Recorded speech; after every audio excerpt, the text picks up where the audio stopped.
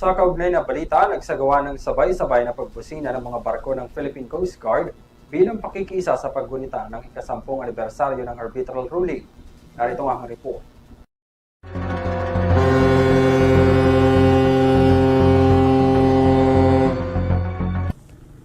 Nakiisa ang Philippine Coast Guard sa simultaneous blowing ships horns na ginanap sa Coast Guard Fleet Pier 13, Port Area, Manila nitong linggo bilang pakikiisa sa paggunita ng 2016 arbitral ruling.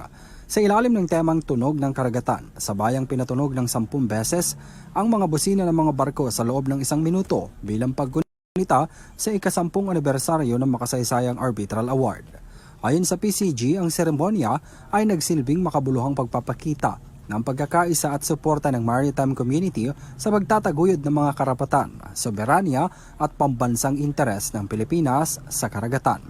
Nakiisa sa sabayang pagpapatunog ng mga busina ang lahat ng barko ng PCG sa buong bansa, mga commercial at fishing vessels, mga ahensya ng pamahalaan, academic institutions, tourism sector, private maritime industry at lahat ng sasakyang pandagat na may bandilang Pilipino.